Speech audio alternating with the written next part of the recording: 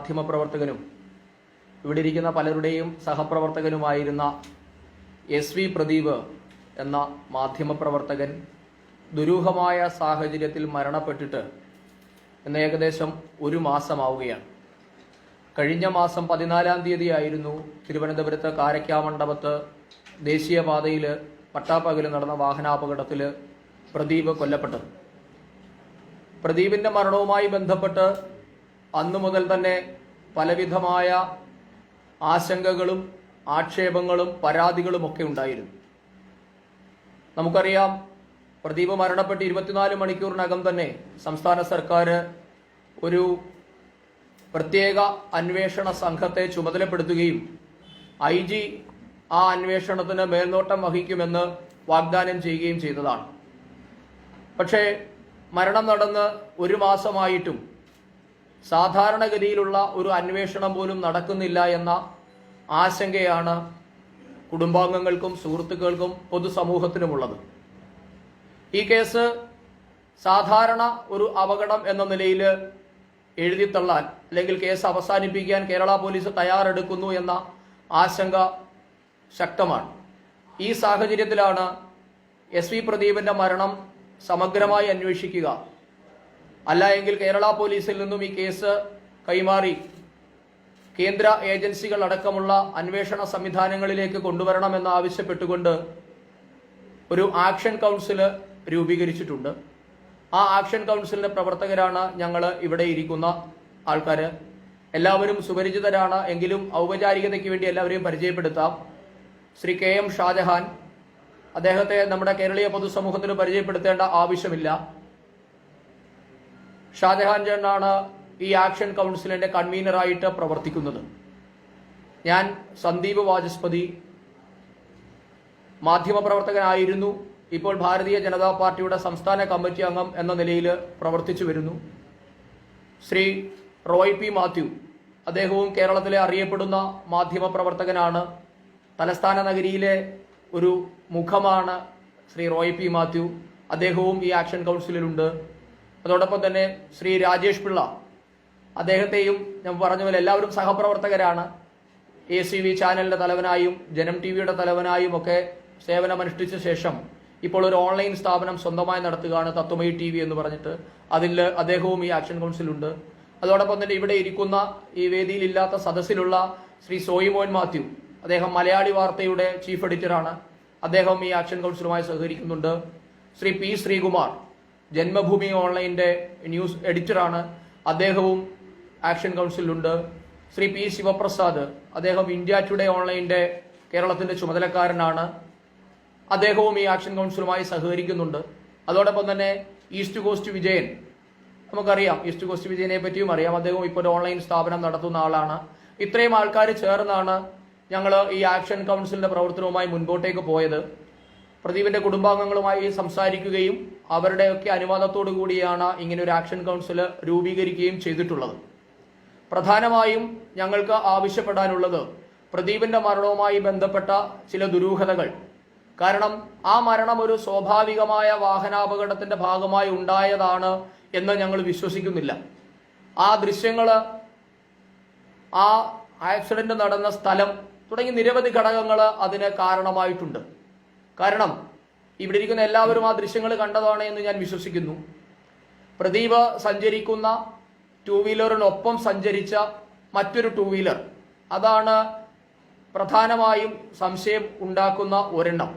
കാരണം ആ ദൃശ്യങ്ങൾ കാണുമ്പോൾ നമുക്ക് മനസ്സിലാകും, പ്രദീപ് ഏകദേശം റോഡിന്റെ മധ്യഭാഗത്തു കൂടിയാണ് 2 വീലറിൽ കടന്നു പോകുമ്പോൾ വലത്തെ ട്രാക്കിൽ കൂടി വന്ന ഒരു ടെമ്പോ അല്ലെങ്കിൽ ടിപ്പർ എന്ന് പറയുന്ന വാഹനവും പ്രദീപിനൊപ്പം സമാന്തരമായി ഇടത് ട്രാക്കിൽ കൂടി സഞ്ചരിച്ചിരുന്ന ഒരു 2 വീലർ, ആ 2 വീലർ 2 പേരുള്ളതായിട്ടാണ് നാം ദൃശ്യങ്ങളിൽ കാണുന്നത്.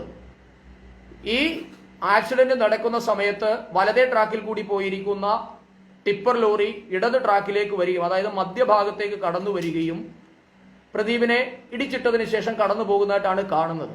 ആ സമയത്ത് പ്രദീപിന്റെ ഇടതുവശത്തുണ്ടായിരുന്ന ആ 2 വീലറിൽ ഉണ്ടായിരുന്നവരുടെ പ്രവൃത്തി, അവരാരാണ്, അവരെ പറ്റി പോലീസിന് എന്തെങ്കിലും തരത്തിലുള്ള വിവരമുണ്ടോ? ഇത് വളരെ ദുരൂഹമാണ്. കാര്യം ഇന്നേ വരെ അങ്ങനെ പോലീസ് അന്വേഷിച്ചതായി ഞങ്ങൾക്ക് അറിയാൻ സാധിച്ചിട്ടില്ല. കാരണം ആ ദൃശ്യങ്ങളിൽ കാണാം, ആ വാഹനം ആ 2 വീലർ ആക്സിഡന്റ് നടന്ന ശേഷം ഒന്ന് സ്ലോ ചെയ്ത് അപകട ദൃശ്യം ഒന്ന് കണ്ട് ഉറപ്പ് വരുത്തിയതിനു ശേഷം അത് വിട്ടുപോകുന്നതായിട്ടാണ് ദൃശ്യങ്ങളിൽ കാണുന്നത്. ഇതേപ്പറ്റി ഇതേവരെ പോലീസ് അന്വേഷിച്ചതായി അറിവില്ല. അതോടൊപ്പം തന്നെ ഈ പിടിയിലായി എന്ന് പറയുന്ന ഈ ടിപ്പർ വാഹനം, ആ ടിപ്പർ വാഹനം തന്നെയാണോ അപകടത്തിനിടയാക്കിയ വാഹനം എന്ന രീതിയിലും നമുക്ക് സംശയമുണ്ട്. അതിന്റെ ബാക്കി കാര്യങ്ങൾ ബന്ധപ്പെട്ടവർ പറയും. ഞാൻ വളരെ പെട്ടെന്ന് പറഞ്ഞു പോയിരുന്നുണ്ട്. അതോടൊപ്പം തന്നെ പ്രദീപിന്റെ ജീവന് ഭീഷണി ഉണ്ടായിരുന്നു എന്ന കാര്യം പ്രദീപ് തന്നെ പലരോടും പറഞ്ഞിട്ടുണ്ട്. അദ്ദേഹം ഏറ്റവും അവസാനം ജോലി ചെയ്ത സ്ഥാപനത്തിന്റെ തലവനടക്കം അദ്ദേഹത്തിന്റെ ആത്മസുഹൃത്തുക്കളടക്കം പലരോടും അദ്ദേഹം തന്റെ ജീവന് ഭീഷണി ഉണ്ടായിരുന്നതായും താൻ ഇപ്പോൾ ചെയ്തിരുന്ന പ്രോഗ്രാം മറ്റാരെയെങ്കിലും നിങ്ങൾ ഏൽപ്പിക്കേണ്ടി വരും എന്ന തരത്തിലൊരു ധ്വനിപ്പിക്കുന്ന സംസാരം നടത്തിയിട്ടുണ്ട്. പക്ഷെ ഈ പ്രദീപിന്റെ മൊബൈൽ ഫോൺ നാളിതുവരെയായും ശേഖരിക്കാനോ ആ മൊബൈൽ ഫോണിന്റെ കോൾ റെക്കോർഡ്സും മറ്റ് സാമൂഹ്യ മാധ്യമങ്ങളിലെ ഇടപെടൽ അടക്കമുള്ള കാര്യങ്ങൾ പരിശോധിക്കാനോ പോലീസ് തയ്യാറാകാത്തത് ദുരൂഹമാണെന്നാണ് ഞങ്ങൾ വിശ്വസിക്കുന്നത്.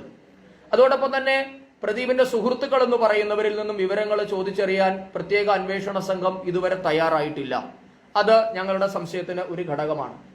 അതോടൊപ്പം തന്നെയാണ് നമുക്കറിയാം കേരളത്തെ പിടിച്ചുകുലുക്കിയ ഹണി ട്രാപ്പ് വാർത്ത. പ്രദീപ് അന്ന് ജോലി ചെയ്തിരുന്ന മംഗളം ചാനലിന്റെ ലോഞ്ചിങ് വാർത്തയായി വന്ന മന്ത്രി AK ശശീന്ദ്രൻ ഉൾപ്പെട്ട ഒരു ഹണി ട്രാപ്പ് വാർത്ത. ആ വാർത്തയുമായി ബന്ധപ്പെട്ട് പ്രദീപ് CBI അന്വേഷണം ആവശ്യപ്പെട്ട് ഹൈക്കോടതിയിൽ ഒരു പരാതി നൽകിയിരുന്നു. ആ പരാതി പ്രദീപിന്റെ സഹപ്രവർത്തകനായ നേരത്തെ മംഗളം ചാനലിൽ തന്നെ ഉണ്ടായിരുന്ന ശ്രീ MB സന്തോഷ്, ഇവിടെ ഇരിക്കുന്ന എല്ലാവരുടെയും സഹപ്രവർത്തകനാണ്, അദ്ദേഹവും ചേർന്നായിരുന്നു ഈ കേസ് ഹൈക്കോടതിയിൽ നൽകിയിരുന്നത്. ആ കേസ് പിൻവലിക്കണമെന്നാവശ്യപ്പെട്ട് പ്രദീപിന്റെ നേർക്ക് നിരവധി തവണ ആവശ്യമുയർന്നിരുന്നു. പക്ഷെ പ്രദീപ് കേസ് പിൻവലിക്കാൻ തയ്യാറല്ല എന്ന് അവരെ അറിയിച്ചതുമാണ്. പക്ഷേ പ്രദീപിന്റെ മരണശേഷമാണ് പുറം ലോകം അറിയുന്നത് 1 മാസം മുമ്പ് ഈ കേസ് ഹൈക്കോടതിയിൽ നിന്നും പിൻവലിക്കപ്പെട്ടു എന്നുള്ള കാര്യം. അത് പ്രദീപിനൊപ്പം തന്നെ ഈ ഹർജിയിൽ ഒപ്പിട്ട പരാതിക്കാരനായ ശ്രീ MB സന്തോഷോ അറിഞ്ഞിട്ടില്ല എന്ന് മാത്രമല്ല, ഇതുമായി ബന്ധപ്പെട്ട് പ്രദീപ് എല്ലാ കാര്യങ്ങളും അദ്ദേഹത്തിന്റെ ഭാര്യയുമായി പങ്കുവെക്കാറുണ്ടായിരുന്നു. ഭാര്യയോടും ഇക്കാര്യം പറഞ്ഞിട്ടില്ല. ഞങ്ങൾ കുടുംബങ്ങളുമായി ബന്ധപ്പെട്ടപ്പോൾ അവർ പറഞ്ഞത് പ്രദീപ് ഏട്ടൻ ഒരിക്കലും അങ്ങനെ ഏതെങ്കിലും പ്രലോഭനത്തിന് വഴങ്ങുന്ന ഒരാളായിരുന്നില്ല. സാമ്പത്തികമായിട്ടായാലും മറ്റെന്തെങ്കിലും തരത്തിലുള്ള പ്രലോഭനമോ ഭീഷണിക്കോ വഴങ്ങുന്ന ആളല്ല പ്രദീപ് എന്നാണ് കുടുംബാംഗങ്ങൾ ഉറച്ചു വിശ്വസിക്കുന്നത്. അപ്പൊ ആരാണ് ഈ ഹർജി പിൻവലിച്ചത്? ഹർജി പിൻവലിക്കുന്നതിന് അഭിഭാഷകന് അനുമതി നൽകിയത് ആരാണ്? അതല്ല എങ്കിൽ പ്രദീപിന്റെ വക്കാലത്ത് ഏറ്റെടുത്ത കിളിമാനൂർ സ്വദേശിയായ അഭിഭാഷകന് എന്താണ് ഈ കേസ് പിൻവലിച്ചതിലെ പങ്ക്? ഇതേപ്പറ്റി സമഗ്രമായ അന്വേഷണം വേണമെന്ന് ഞങ്ങൾ ആവശ്യപ്പെടുകയാണ്. കാരണം ഇന്ന് ഇപ്പോൾ ജീവിച്ചിരിക്കുന്ന പ്രദീപിനോടൊപ്പം സഹകരിച്ച ആളാണ് ശ്രീ MB സന്തോഷ്. അദ്ദേഹവും രണ്ടുപേര് ചേർന്നാണ് ഹർജി കൊടുത്തിട്ടുള്ളത്. പക്ഷേ MB സന്തോഷ് പുറമേ നിന്നുള്ള ആൾക്കാർ പറയുമ്പോഴാണ് ഈ കേസ് പിൻവലിച്ചതായി അദ്ദേഹത്തിനും അറിവുള്ളത്. അപ്പൊ ആരാണ് ഹൈക്കോടതിയിൽ നിന്നും ഹണി ട്രാപ്പ് കേസിൽ CBI അന്വേഷണം ആവശ്യപ്പെട്ട് പ്രദീപ് ഉൾപ്പെടെയുള്ളവർ നൽകിയ ഹർജി പിൻവലിച്ചത്? ഇതേപ്പറ്റി സമഗ്രമായ അന്വേഷണം വേണമെന്ന് ഞങ്ങൾ ആവശ്യപ്പെടുകയാണ്. അതോടൊപ്പം തന്നെയാണ് കേരളത്തില് ഈ സമീപകാലത്ത് നടന്ന ആദായ നികുതി വകുപ്പിന്റെ ചില പരിശോധനകൾ. കേരളത്തിലെ വിവാദമായ ഒരു ബിഷപ്പുമായി ബന്ധപ്പെട്ട് അദ്ദേഹത്തിന്റെ സ്ഥാപനത്തിൽ നടന്ന ആദായ നികുതി വകുപ്പിന്റെ റെയ്ഡിന് പിന്നിൽ പ്രദീപിന്റെ ഒരു ഇടപെടൽ അല്ലെങ്കിൽ പ്രദീപിന്റെ ഒരു പരാതി ഉണ്ടായിരുന്നു എന്ന കാര്യവും ഞങ്ങൾ ഈ അടുത്താണ് അറിഞ്ഞത്. അദ്ദേഹത്തിന്റെ ഒരു പരാതി ഈ ആദായ നികുതി വകുപ്പിന്റെ റെയ്ഡിന് കാരണമായി പറയപ്പെടുന്നുണ്ട്. അപ്പൊ ആ ബിഷപ്പുമായി ബന്ധപ്പെട്ട് അന്വേഷണം വേണമെന്ന് ഞങ്ങൾ ആവശ്യപ്പെടുകയാണ്. അതോടൊപ്പം തന്നെയാണ് ഈ കൊലപാതകത്തിന് ശേഷം, ഞങ്ങളിപ്പോൾ കൊലപാതകം എന്ന് തന്നെ ഇപ്പോൾ പറയുകയാണ്, ഈ മരണത്തിന് ശേഷം സാമൂഹ്യ മാധ്യമങ്ങളിൽ ഉണ്ടായിട്ടുള്ള ചില പ്രത്യേക കേന്ദ്രങ്ങളിൽ നിന്നുള്ളവരുടെ ഇടപെടൽ, പോരാളി ഷാജി എന്ന് പറയുന്ന ഫേസ്ബുക്ക് അക്കൗണ്ടിൽ നിന്ന് വന്ന ഈ മരണത്തിൽ സന്തോഷം രേഖപ്പെടുത്തുന്ന തരത്തിലുള്ള അനുശോചനം, ആ അനുശോചനം നാം കണ്ട് മലയാളി സമൂഹം ഞെട്ടിയതാണ്. അതിനെ പിന്തുണച്ചുകൊണ്ടുവന്ന കേരളത്തിന്റെ സാംസ്കാരിക പ്രവർത്തകരെന്ന് സാംസ്കാരിക മേഖലയിൽ അംഗത്വമുണ്ട് എന്ന് അഭിമാനിക്കുന്ന കോളേജ് അധ്യാപകരടക്കമുള്ളവരുടെ സന്തോഷ പ്രകടനങ്ങൾ ഈ കേസിന്റെ വാഹനാപകടവുമായി ബന്ധപ്പെട്ട് കണ്ണൂർ ലോബി അല്ലെങ്കിൽ കണ്ണൂർ ജില്ലയുമായി ഇതിന് ബന്ധമുണ്ട് എന്ന തരത്തിൽ ചില ആരോപണങ്ങൾ പുറത്തു വന്നിട്ടുണ്ട്.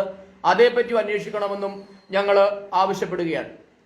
അതോടൊപ്പം തന്നെ ഏറ്റവും അവസാനം ഞങ്ങൾക്ക് അറിയാൻ സാധിച്ച ഒരു കാര്യമാണ്, പോലീസിന്റെ FIR-ൽ ആദ്യം രേഖപ്പെടുത്തിയിരുന്നത് 302 വകുപ്പ് ഉപയോഗിച്ചായിരുന്നു പോലീസ് കേസ് രജിസ്റ്റർ ചെയ്തത്.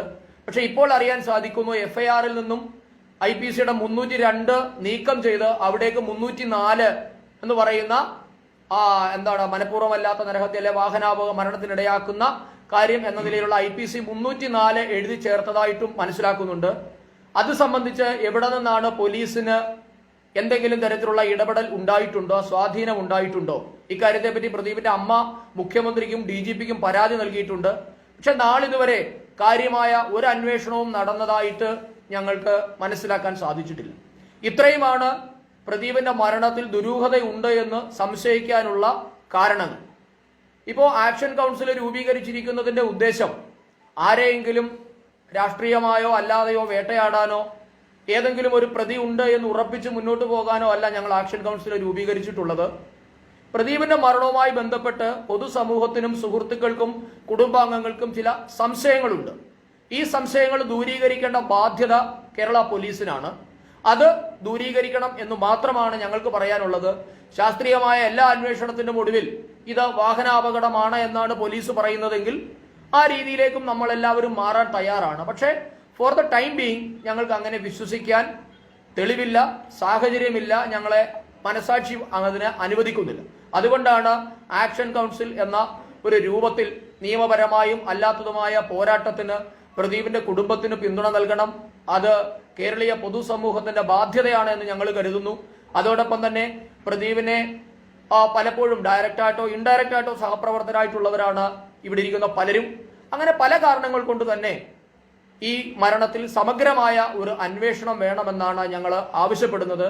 അതിന്റെ ഭാഗമായി ഇങ്ങനെ ഒരു ആക്ഷൻ കൗൺസിൽ രൂപീകരിച്ചിട്ടുണ്ട് എന്ന് പറയുന്നതിന് വേണ്ടിയാണ് ഇന്ന് ഇവിടെ ഒരു വാർത്താ സമ്മേളനം നടത്തിയത്.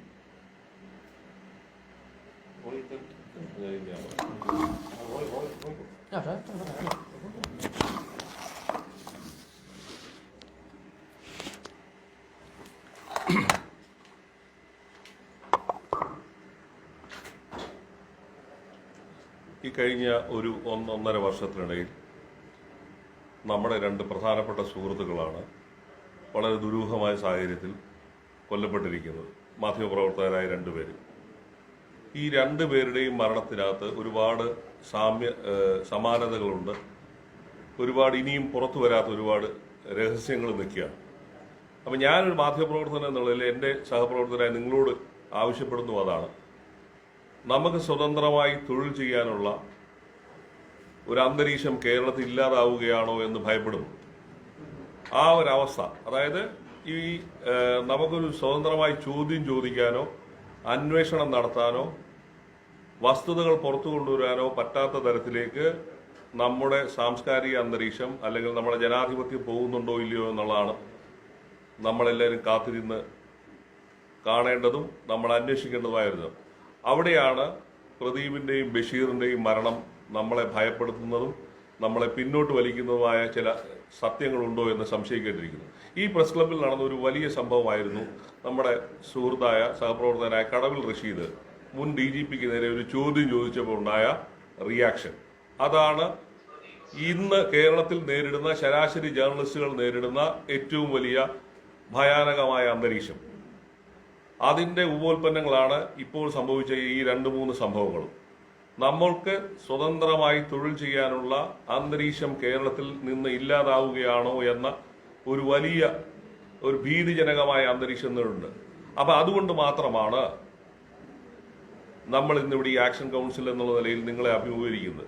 നിങ്ങൾക്ക് ഓരോരുത്തരും, എന്റെയും നിങ്ങളുടെയും ഇവിടെ ഇരിക്കുന്ന എല്ലാവരുടെയും, കേരളത്തിൽ അല്ല ഇന്ത്യയിലെ ലോകത്തിലൊക്കെ വർക്ക് ചെയ്യുന്ന ഓരോ ജേർണലിസ്റ്റുകളുടെയും തൊഴിലിന്റെ ജനാധിപത്യം സംരക്ഷിക്കാൻ ബാധ്യതയുള്ള ഒരു സമൂഹം എന്നുള്ളതിൽ നമ്മുടെ തൊഴിൽ നിലനിർത്താനുള്ള വലിയൊരു ഒരു പോരാട്ടത്തിനാണ് ഇതിന്റെ ഭാഗം.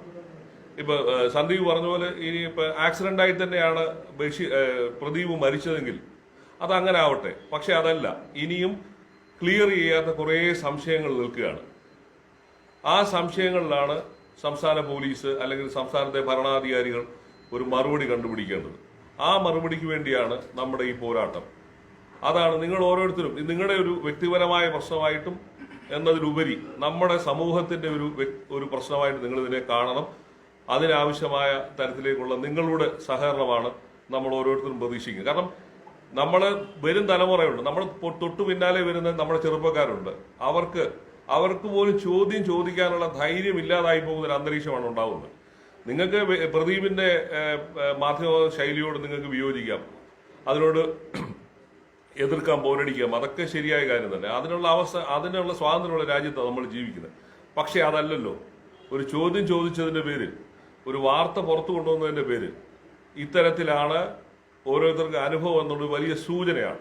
ഇപ്പൊ എനിക്കറിയാം, ഞാൻ കഴിഞ്ഞ 35 വർഷമായി നിങ്ങളോടൊപ്പം ഇവിടെ നിൽക്കുന്ന ഒരാളാണ്. നമ്മളൊരു ചോദ്യമോ ഒരു മാധ്യമ ഒരു ചാനൽ ചർച്ചയിലോ നമ്മളൊരു അഭിപ്രായം പറഞ്ഞ് പുറത്തു വരുമ്പോഴത്തേക്കുള്ള ഭീഷണിയുടെ സ്വരം, അപ്പൊ കേരളത്തിൽ കഴിഞ്ഞ ഒരു 10 വർഷം മുമ്പ് കേട്ടിട്ടില്ലാത്ത തരത്തിലാണ് ഈ അവസ്ഥകൾ ഉണ്ടാവുന്നത്. അപ്പൊ അതാണ് എന്റെ പിന്നാലെ വരുന്ന, അല്ലെങ്കിൽ എനിക്ക് തൊട്ടു പിന്നിൽ നിൽക്കുന്ന നമ്മുടെ ചെറുപ്പക്കാർക്ക് ഈ ഒരു ഭീഷണി, ഈ തൊഴിലിലേക്ക് ഇനി ആരും വരാതിരിക്കാൻ വേണ്ടിയുള്ള ഒരു വലിയൊരു ഒരു ഭീഷണിപ്പെടുത്തലാണ് ഇത് നടക്കുന്നത്. അതിനെ ചെറുക്കാനുള്ള സ്വാതന്ത്ര്യം, അതിനുള്ള ശക്തി നിങ്ങൾ നേടണമെന്ന് മാത്രമാണ് എനിക്ക് പറയാനുള്ളത്.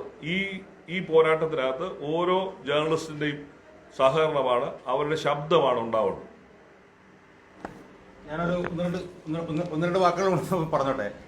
എനിക്ക് കൂടുതലായിട്ടൊന്നും പറയാനില്ല. സന്ദീപും റോയിയും പറഞ്ഞു. പക്ഷെ എനിക്കിതിനകത്ത് തോന്നുന്നൊരു പ്രധാനപ്പെട്ട കാര്യം, ഇത്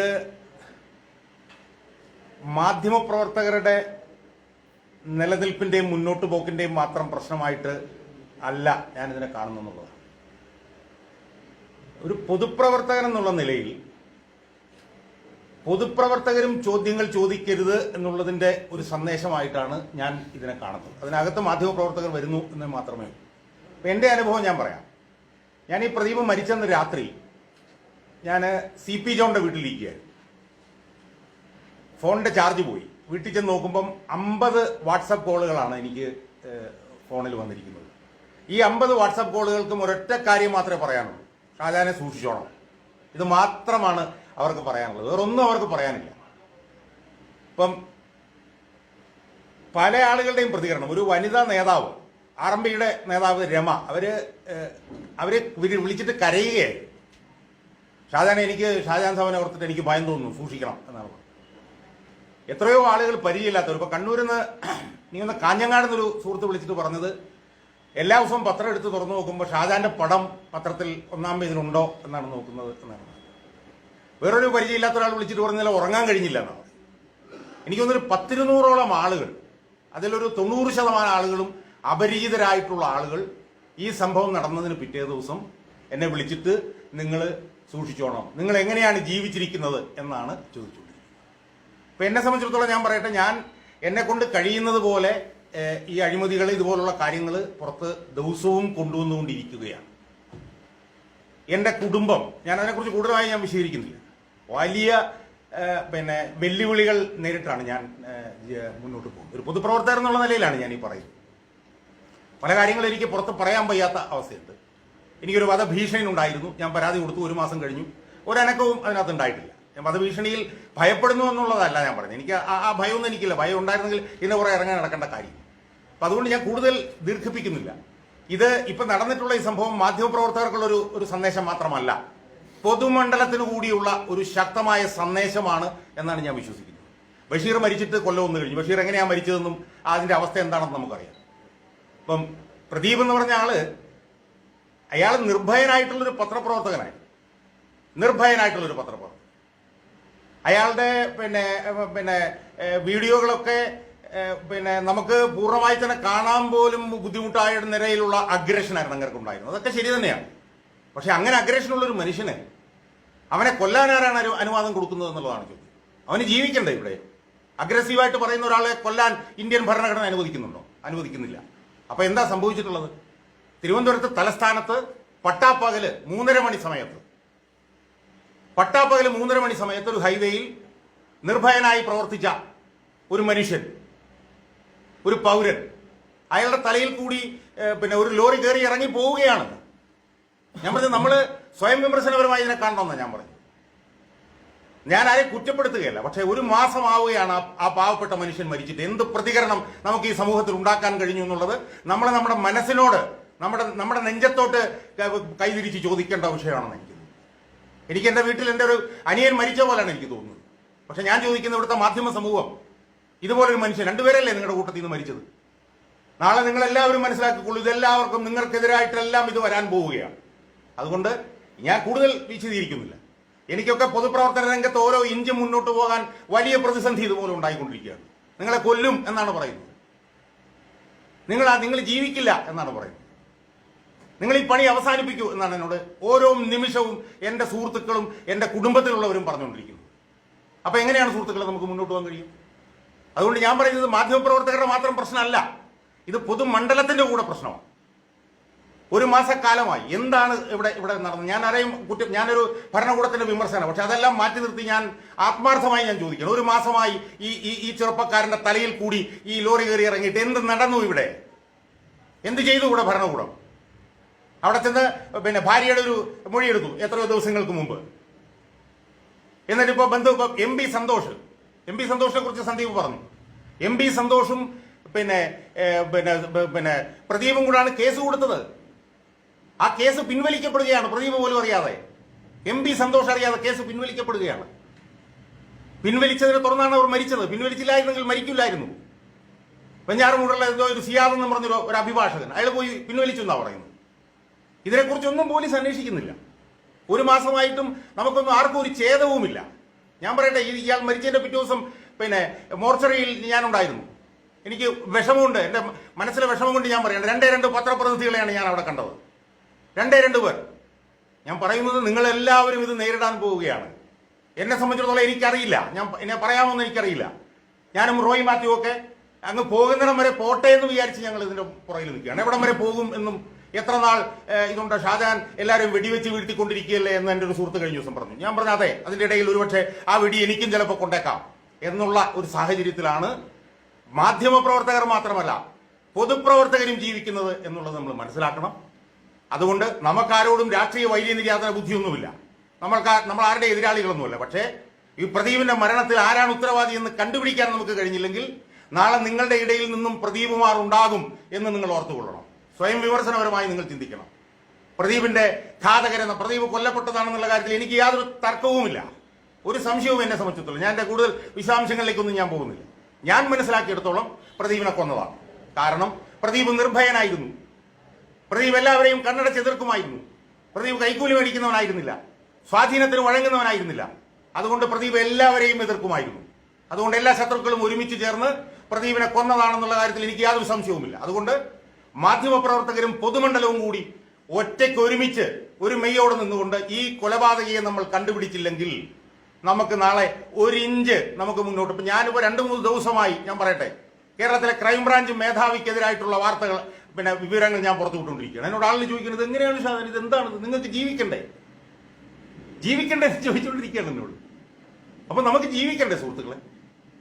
നമുക്ക് ജീവിക്കണം. നമുക്ക് ജീവിക്കണമെങ്കിൽ നമുക്ക് പ്രദീപിന്റെ ഘാതകരെ കണ്ടുപിടിക്കണം. അവരെത്ര വലിയവനായാലും അവനെ കണ്ടുപിടിക്കണം. എന്നാലേ നമുക്ക് എല്ലാവർക്കും ജീവിക്കാൻ പറ്റുള്ളൂ. നിങ്ങളിപ്പം മറ്റേ നെയ്മോളറുടെ കഥ പറഞ്ഞതുപോലെ, അയാളുടെ കവിത പറഞ്ഞ പോലെ ഇത് എനിക്കെതിരെ വരില്ലല്ലോ എന്ന് വിചാരിച്ചു മാറി നിൽക്കുകയാണ്. അല്ല, നിങ്ങൾക്ക് ആർക്കെതിരെയും ഇത് വരാം, നിങ്ങൾ മനസ്സിലാക്കിക്കൊള്ളൂ. ഞാൻ ആരെയും എടുത്ത് കുറ്റപ്പെടുത്തുന്നില്ല, ദീർഘിപ്പിക്കുന്നില്ല. അതുകൊണ്ട് നമ്മുടെ എല്ലാവരുടെയും നിലനിൽപ്പിന്റെ പ്രശ്നമാണ്. നമുക്കിതിൽ ഒരു സത്യം കണ്ടുപിടിച്ചേ മതിയാവും. അതിന് എന്തൊക്കെ ചെയ്യാമോ അതെല്ലാം ചെയ്യണം. അതിന് ചെറിയൊരു പങ്ക് വഹിക്കാൻ വേണ്ടിയിട്ടാണ് ഞങ്ങളിപ്പോൾ ഈ ആക്ഷൻ കൗൺസിലുമായി ഞങ്ങളിപ്പോൾ ഈ രംഗത്ത് വന്നിട്ടുള്ളത്.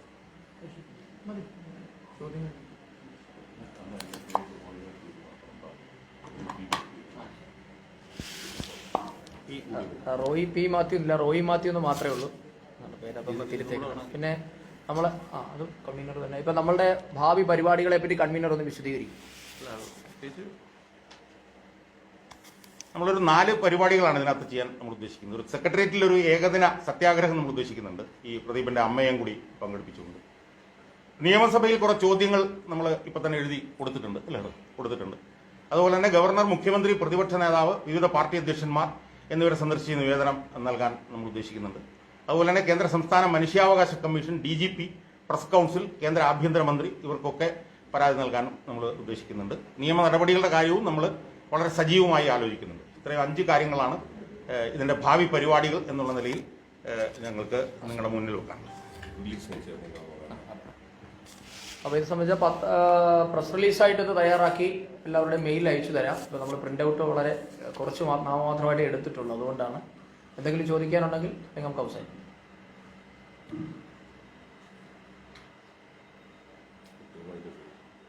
Okay, thank you. Okay, thank you. Thank you.